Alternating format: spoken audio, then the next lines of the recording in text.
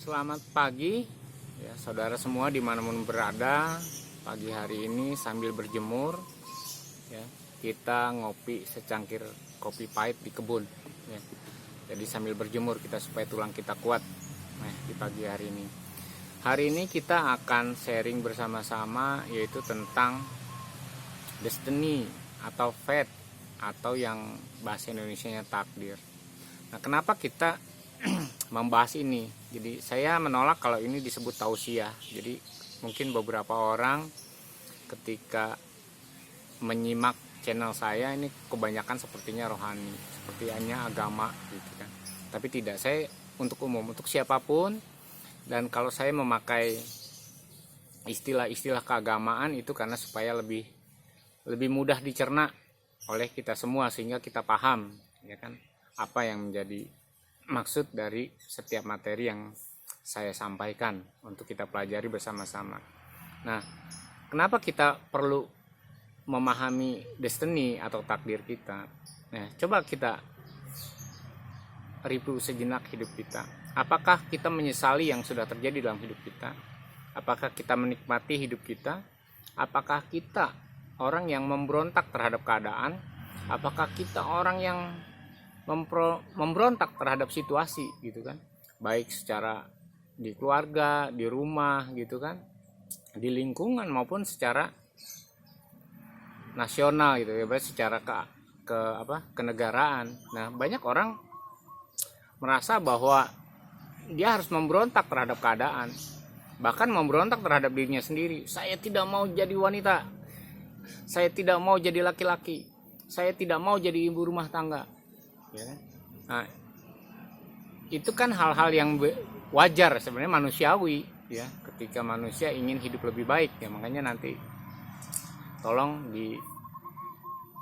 disimak tentang kehidupan yang lebih baik ya kan. Nah, kenapa belajar destiny, memahami destiny ini tuh sesuatu yang penting ya. Kalau di dalam iman Islam ada beriman kepada qada dan qadar. Jadi beriman itu kepada sesuatu yang Allah tetapkan sebelumnya, Allah yang tetapkan sejak semula, sebelum manusia lahir gitu kan, yang baik maupun yang buruk ya kan. Kalau Yeshua HaMashiach itu bilang, masa kamu mau menerima apa yang baik dari Allah tetapi yang buruk tidak mau kamu terima. Nah, jadi itu adalah iman ya kan, iman di dalam Islam. Nah, masalahnya tidak manusiawi lah gitu kan, kalau kita percaya kepada Allah tetapi tidak percaya kepada qada dan qadar ya, sesuatu ketetapan Allah. Nah, secara politik Indonesia itu dihancurkan oleh hal itu, karena orang tidak percaya. Wah, nggak mungkin dia jadi presiden dengan curang, dia jadi gubernur dengan curang. Ya tidak, Firaun saja diangkat oleh Allah untuk menjadi raja. Yang orang kafir diangkat oleh Allah untuk menjadi raja. Dan itu namanya fate, itu namanya destiny. Nimrod gitu kan, Hitler gitu kan, semua diangkat. Bahkan virus corona pun diangkat oleh Allah kan. Tidak ada yang memusuhi virus corona. Seharusnya kan orang membenci Allah karena lahirnya virus corona, atau membenci Allah karena Hitler, karena Allah yang menetapkan semuanya itu. Dan ini kan menjadi miris ketika orang percaya kepada Allah tetapi tidak percaya kepada destiny, tidak percaya qada dan qadar. Sama aja gini, saudara percaya sama saya tapi tidak percaya omongan saya. Saudara percaya sama saya tapi tidak nurut sama saya. Kan sama aja saudara tidak percaya. Nah, demikian juga ketika kita membahas masalah destiny atau takdir kita, apa yang sudah digariskan oleh Allah dalam kehidupan kita. Ini bukan tausiah, ini adalah pemahaman kita. Saya akan membahasnya secara umum, secara gamblang, secara sederhana saja ya kan. Mungkin di antara kita ketika menikah menyesal, kenapa menikah sama si A.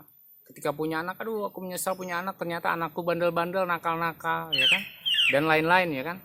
Begitu juga tadi dalam hal politik, dalam hal lingkungan gitu kan. Kadang-kadang kita merasa menyesal sesuatu terjadi gitu kan. Oke, saya ingin share tentang kisah-kisah ya, yang supaya kita belajar gitu. Jangan belajar teori, jangan belajar ayat-ayat gitu kan, tapi kita belajar tentang kejadian yang sesungguhnya. Yang pertama ya tentang Yusuf ya.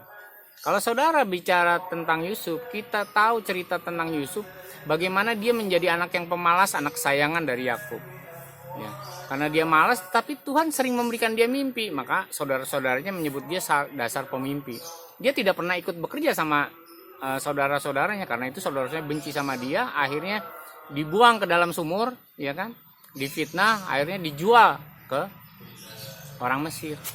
Nah, jadi nasib Yusuf itu dari enak jadi anak kesayangan, dia harus mengalami penindasan, ya kan? Sampai bapaknya itu nangis, ya kan? Dibilang bahwa Yusuf itu dimakan singa katanya.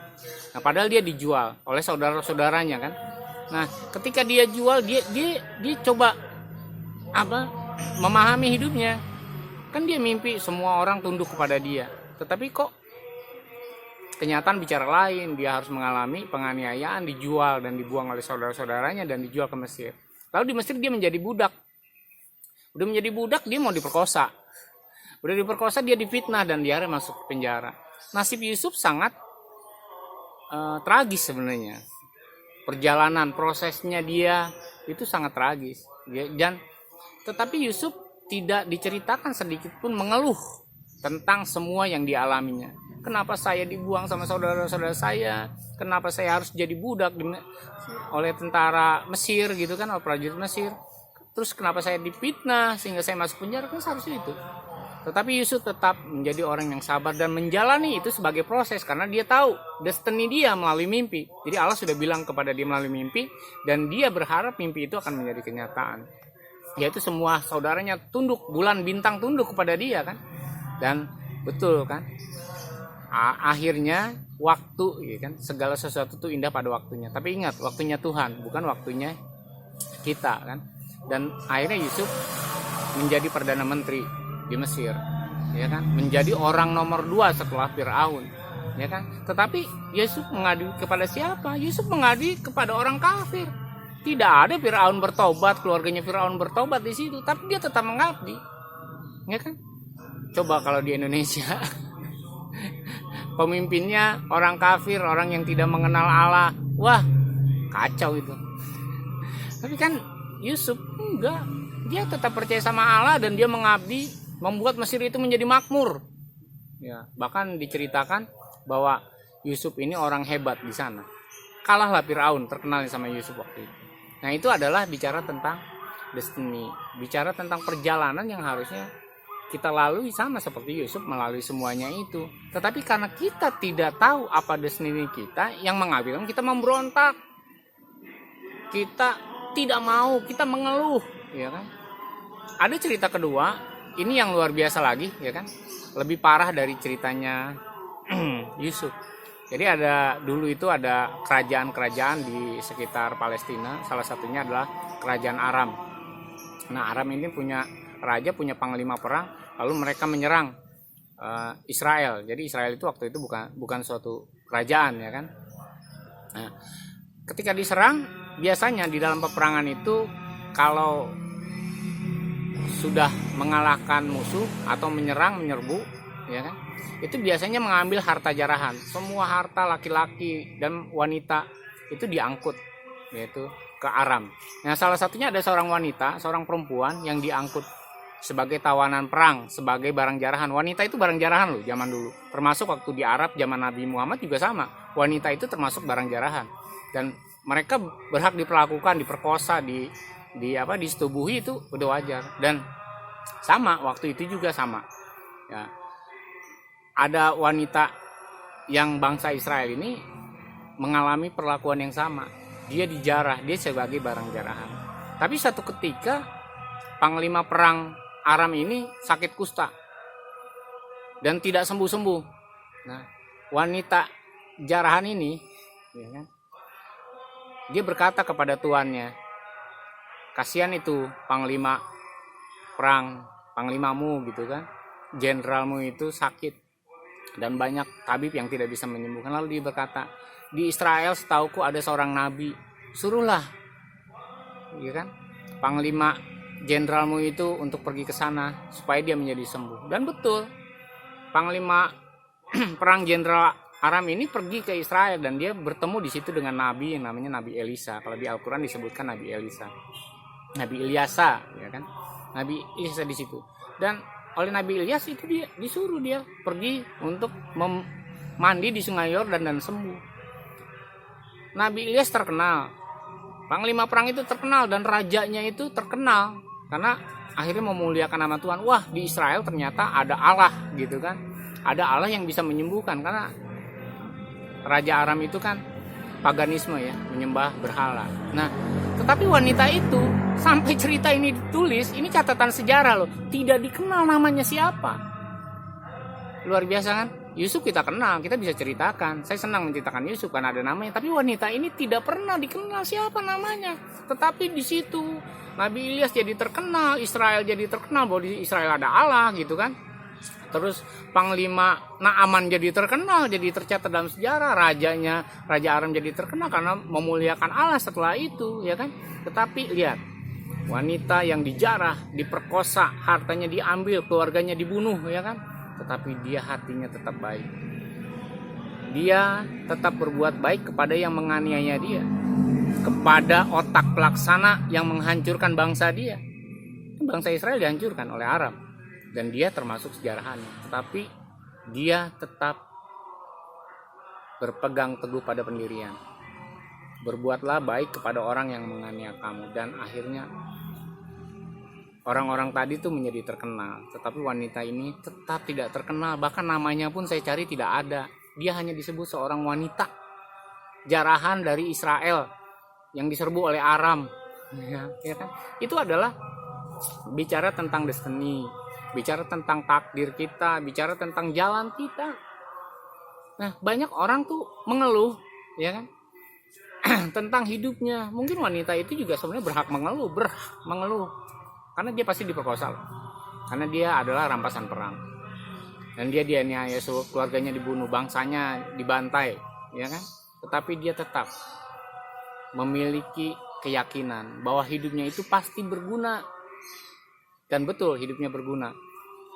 Tidak diceritakan setelah itu. Kalau Yusuf kan diceritakan, dia akhirnya jadi orang nomor 2 di Mesir. Tapi wanita itu tetap saja tidak pernah diceritakan, karena memang dia seorang budak, dan budak apapun ya kondisinya dia tetap seorang budak.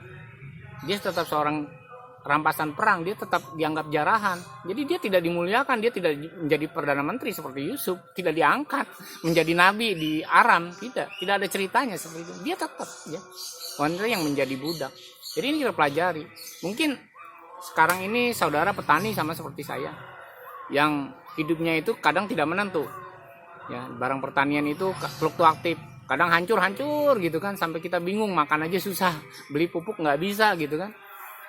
Tapi ya kita menjalani saja, karena petani itulah yang memberi makan seluruh dunia. Kalau tidak ada petani, dunia kelaparan, ya. Atau Anda jadi pemulung, atau Anda jadi apalah, jadi ibu rumah tangga yang tinggal di gunung, yang tidak sekolah, yang tidak bisa baca. Ya, saya bangga sama ibu saya. Ibu saya itu buta huruf, tidak bisa baca nulis. Jadi kalau saya punya PR, saya nggak bisa tanya sama ibu saya waktu saya masih SD. Ya kan? Tapi mungkin ada orang yang merasa minder, ini kan. Tapi ibu saya, suatu kali tetangga saya berkata, saya bangga sama emak. Kenapa? Emak itu anak-anak masih kecil, janda, buta huruf, nggak bisa baca, nggak bisa nulis, nggak bisa sekolah, bahkan menghitung uang aja suka salah gitu kan. Tetapi lihat anaknya banyak yang sarjana. Ya, adik saya sarjana, dua-duanya sarjana, saya yang bukan, ya kan? Itu luar biasa. Bagaimana ibu saya menjalani fate, menjalani destiny. Waktu ada seorang mayor angkatan darat ingin melamar ibu saya, karena mayor itu kan teman bapak saya. Ibu saya menolak. Emak cuma ingin membesarkan kalian supaya kalian menjadi manusia yang baik. Ya, aduh, saya terharu. Jadi dia tujuan hidup dia, fate dia, destiny dia adalah membesarkan anak-anak supaya anak-anaknya menjadi yang baik. Saya tidak tahu kalau ibu saya nikah sama mayor, saya sekarang anak mayor. Ya, mayor angkatan darat gitu kan.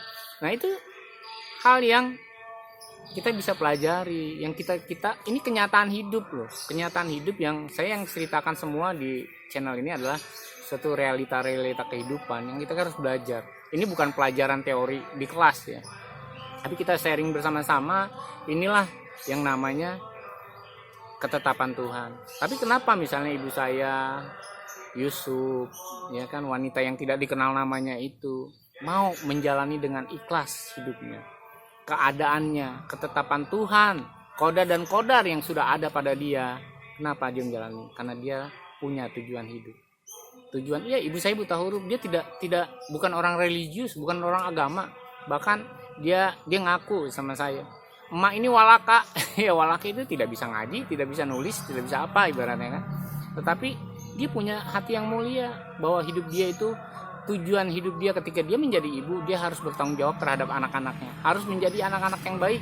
Dia cuma setiap hari cuma di rumah loh ibu saya, tidak melakukan pekerjaan lain, yang penting mencari nafkah untuk makan. Ya, makannya kadang hari ini dapat, besok enggak loh. Dan itu pengalaman saya waktu kecil. Sampai kita semua, saya umur 9 tahun itu udah kerja, adik saya umur 7 tahun udah jualan keliling nasi uduk gitu kan, saking miskinnya kita. Tetapi ibu saya yang mengajari kita untuk menjalani destiny itu. Ya nggak apa-apa miskin, siapa tahu nanti kaya, kata ibu saya. Ya, kita hidup begini siapa tahu nanti. Karena kenapa ibu saya bilang begitu siapa tahu? Karena dia percaya bahwa walaupun dia bukan orang religius, tapi dia percaya bahwa segala sesuatu di dunia ini terjadi karena Allah menghendaki, karena Allah mengizinkan. Jadi mungkin saudara berpikir bahwa saya ini seorang yang religius, agamawi. Tidak. Saya menjalani segala sesuatu biasa-biasa saja, karena saya adalah seorang petani dan semua harus natural gitu kan. Tetapi roh saya belajar di dalam hidup ini untuk membangun roh saya juga, bukan membangun jasmani saja, bukan membangun roh jiwa saya, tapi semuanya harus dibangun menjadi insan kamil kan, menjadi manusia yang sempurna sesuai dengan apa yang Allah tetapkan, sesuai dengan gambar Allah gitu kan. Nah, itulah akhirnya kita memiliki keyakinan yang kuat bahwa apapun yang kita alami, kejadian apapun yang terjadi dalam hidup kita untuk kemuliaan Allah. Ibu saya miskin, membesarkan 3 anak-anaknya, seorang janda, ya kan? Tapi dia menjalaninya dengan apa ya? Ya biasa-biasa saja, menjalani sebagai suatu kewajiban, menjalani sebagai suatu keharusan, dan dia menjalaninya dengan enjoy. Suatu kali saya pulang sekolah, ya, ini waktu SMP gitu kan. Cuma ada nasi. Terus saya tanya, "Mak, makan sama apa?" "Ada nasi doang." Ya, saya sedih banget, lapar. Ya, ini terharu saya kalau dengar cerita lapar. Itu ya udah, makan aja apa yang ada. Besok lain lagi. Ya besok Tuhan ngasih rezeki yang lain lagi. Jadi saya belajar sama ibu saya, daripada belajar kepada rohani, ibu saya lebih rohani kalau dipikir kata-kata yang terucap dari dia. Hari ini punya kesusahan hari ini, besok punya kesusahan yang lain. Padahal ibu saya bukan orang yang ngerti agama loh. Tapi saya kaget ketika saya menemukan ayat-ayat semua yang dikatakan ibu saya itu ternyata ada di dalam kitab suci. Kaget kan? Iya, tapi itulah manusia. Jadi kenapa kata-kata itu bisa ada di dalam ibu saya? Kata-kata bisa keluar dari mulut saya karena dia selalu orang yang berserah kepada Allah. Walaupun dia tidak religius, dia berserah setiap hari. Dia percaya bahwa Allah yang memelihara, dia percaya bahwa Allah yang memelihara anaknya, dan dia berdoa dengan cara dia sendiri. Karena dia bukan orang religius, jadi dia berdoa dengan cara dia sendiri lah. Dan saya sering dengar dia berdoa supaya anaknya dikasih makan yang cukup. Nggak muluk-muluk, dia nggak pingin anaknya kaya, dia nggak pingin anaknya punya mobil, punya rumah mewah, nggak. Supaya cukup, supaya menjadi anak yang baik. Dia kan doa seorang tuanya seperti itu. Dan saya sekarang jadi terharu, ya, karena keinginan itulah yang dia minta kepada Allah, bahwa saya menjadi orang yang baik. Dia tidak minta saya menjadi orang yang kaya. Saya tidak pernah dengar ibu saya ingin saya menjadi kaya. Dia menjadi anak yang baik, anak yang soleh, anak yang berguna bagi banyak orang, ya kan? Itu suatu ajaran yang luar biasa yang saya dapatkan dari ibu saya. Jadi kembali lagi ke materi kita tentang destiny, tentang fate, tentang takdir. Yuk kita belajar bersama-sama memahami tujuan hidup kita. Karena pada mulanya tuh Allah menciptakan kita baik. Allah tidak menghendaki rancangan yang jahat kepada kita. Allah tidak menghendaki kejatuhan kita. Allah tidak menghendaki kita sakit, ya kan? Allah menetapkan ya langkah-langkah orang yang percaya kepadanya. Allah menetapkan langkah-langkah orang yang hidupnya berserah kepada Dia. Bagaimana Allah menetapkan langkah-langkah orang kalau orang itu sendiri tidak percaya kepada qadaan qadar? Ya kan? Bahkan ada peribahasa berkata bahwa siapa yang meludah ke atas akan jatuh ke wajahnya sendiri. Itu punya makna setiap orang yang memberontak terhadap penguasa, dia akan celaka sendiri. Nah, demikian juga Allah menetapkan para penguasa-penguasa, para pemimpin-pemimpin, para rohaniawan yang di atas kita, yang mengajar kita. Ya biar saja gitu kan. Kita boleh mengkritisi ya dengan sopan, kita boleh menegur dengan sopan. Kalau itu tidak sesuai dengan kebenaran, boleh silakan, tetapi memberontak itu sama dengan memberontak terhadap Allah. Di mana ada pemberontakan yang tidak hancur? Semua pemberontak itu ujung-ujungnya mati dan dianiaya. Jadi apa yang diperbuat orang akan diizinkan juga orang akan berbuat itu kepada dia gitu kan. Artinya Allah mengizinkan gitu kan.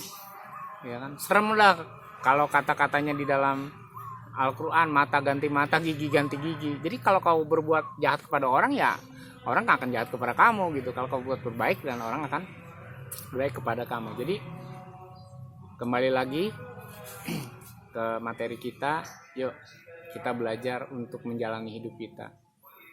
Kalau kita tidak bisa membaca dan menulis, ya kan, Anda di kampung, di mana, di gunung, ya terima itu. Tetapi berusaha wajib. Allah yang menentukan. Kalau saudara menjadi orang miskin hari ini, asal saudara berusaha, saudara akan dapatkan. Tuhan tidak menjanjikan kaya, Tuhan menjanjikan cukup. Ya cukup buat beli mobil gitu kan, cukup buat beli motor gitu. Tapi janji cukup. Karena Allah itu Maha Pemelihara dan Dia yang memelihara hidup kita. Yuk, mari kita belajar menerima destiny kita, menerima takdir kita, ya kan? Bukan menerima nasib ya, menerima takdir kita yang sudah ditetapkan oleh Allah bagi hidup kita, sehingga hidup kita itu berguna. Di dalam keadaan apapun kita berguna. Walaupun kita orang susah, kita berguna bagi orang lain. Walaupun kita petani sama seperti saya, kita berguna, dan kita harus bangga dengan kebergunaan kita. Nanti kita akan belajar di gambar diri ya. Setelah ini kita akan belajar tentang gambar diri. Di situ saya akan menjelaskan bagaimana pentingnya kita memiliki citra diri yang seperti yang Allah inginkan. Terima kasih sudah menyaksikan. Jangan lupa kita ngopi ya, jangan lupa sarapan ya. Salam secangkir kopi.